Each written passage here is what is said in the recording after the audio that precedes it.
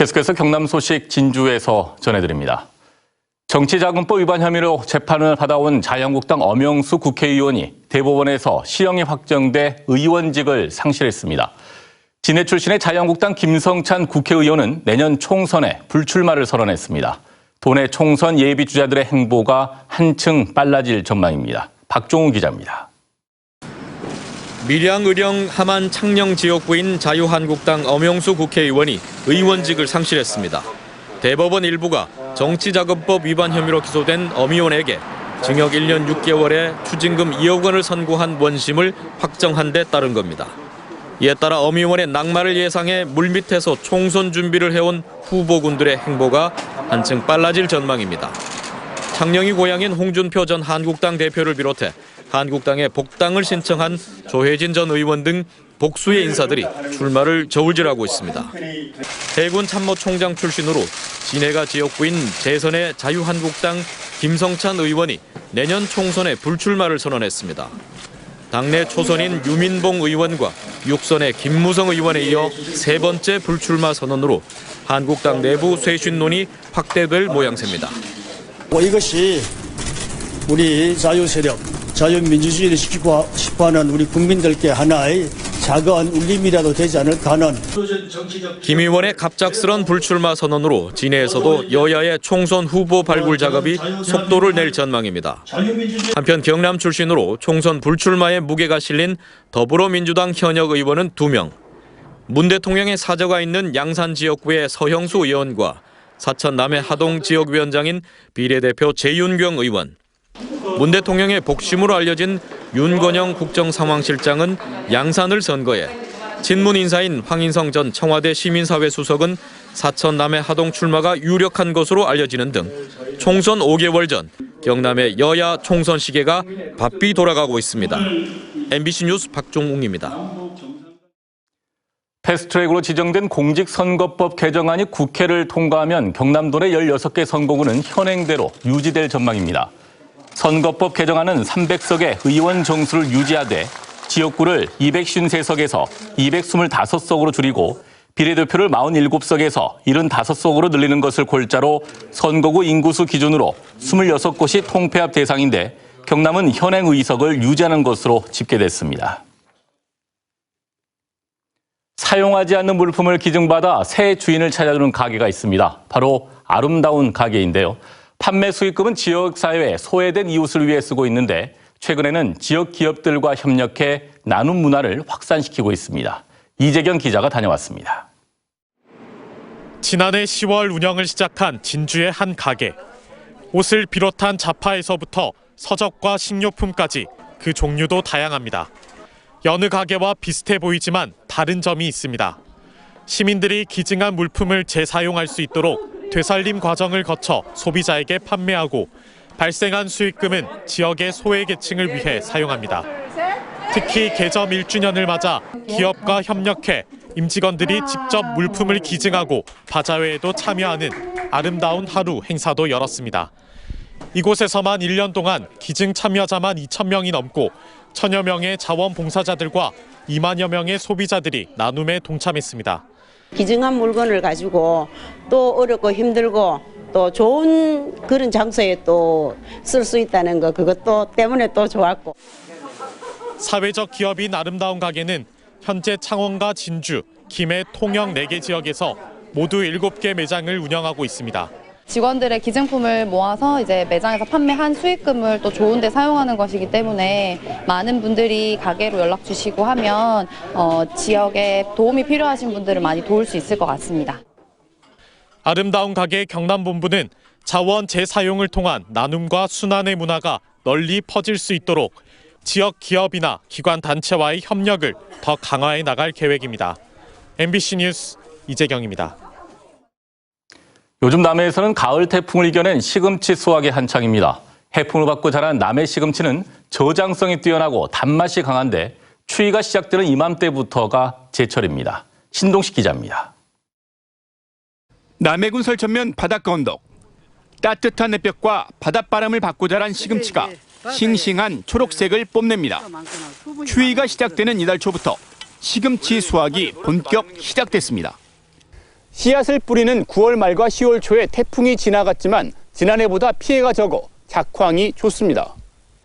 남해 시금치는 미네랄이 풍부한 해무와 해풍을 맞고 자라 뿌리부터 줄기까지 영양분이 고르게 퍼져 당도가 높고 저장성도 뛰어납니다. 특히 날씨가 추워질수록 당도가 높아집니다. 뿌리 부분이 얼어가지고 얼었다가 녹았다가 자꾸 되풀이 하면은 이게 단맛이 계속 나오는 거예요. 이른 아침 시금치 경매장이 전국에서 찾아온 상인들과 낙찰가를 부르는 경매사의 소리로 시끌벅적합니다. 노지에서 무농약으로 키우는 남해 시금치의 평균 단가는 1kg에 2,200원 선으로 평년과 비슷합니다. 태풍이 오고 난 뒤에 파종했기 때문에 병해충도 오래 없고 분질도 상당히 우수합니다. 남해군은 시금치 가격 안정을 위해 판촉 활동을 적극적으로 펼치고 내년에는 농산물 유통을 전담하는 조직도 신설할 계획입니다. 수출 또는 국내 유통에 대해서 전담 인력을 배치를 해서 우리 농민들은 생산에만 전념하고 유통 판매는 우리 군 행정과 농협에서. 남해에서는 4,400여 농가가 958헥타르에서 시금치를 키워 매년 200억 원 이상을 판매합니다. 찬바람과 함께 시작된 남해 시금치 수확은 겨울이 끝나는 내년 2월과 3월까지 계속됩니다. MBC 뉴스 신동식입니다.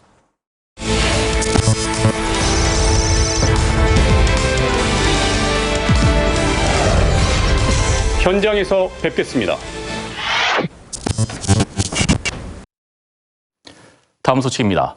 어제 치러진 2020학년도 대학 수학능력시험에서 경남에선 17건의 부정행위가 적발됐습니다.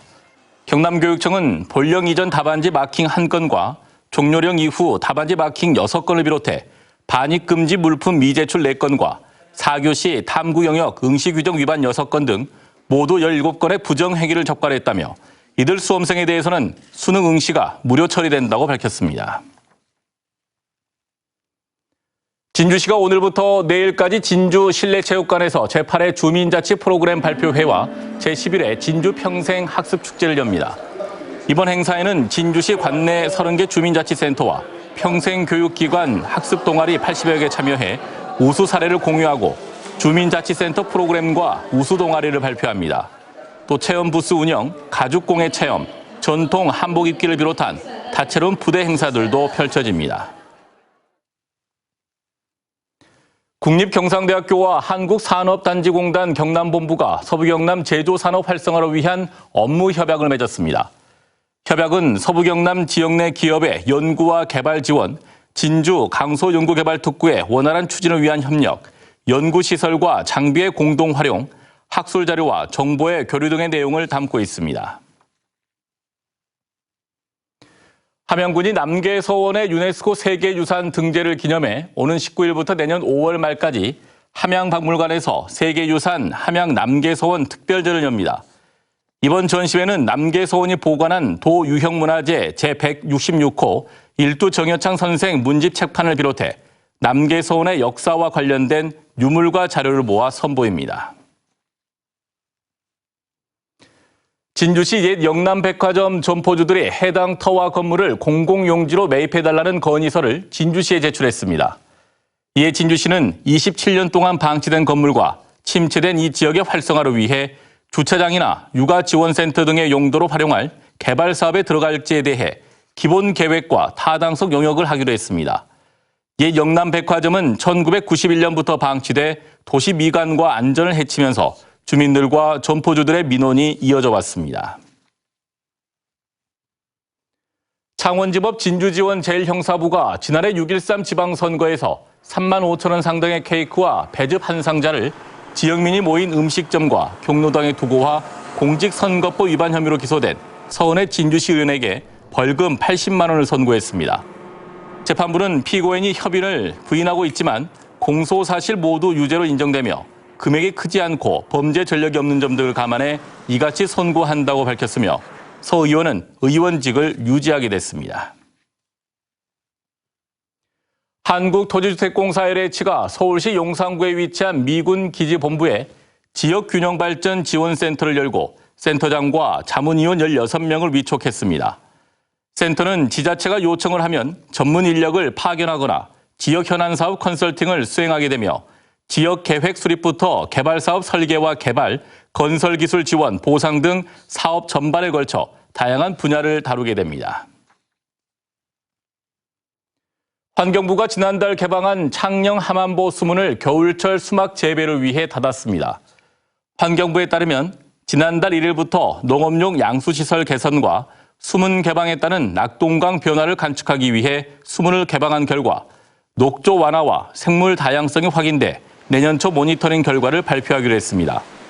한편 낙동강 환경유역청은 이번 보호 개방 기간에 양수장 10곳의 취수구를 취수시설에 지장을 주지 않을 정도인 2.2m 이내에 내리는 보수 공사를 해 여름철 녹조가 심한 기간에도 보호 개방을 할 수 있도록 했습니다.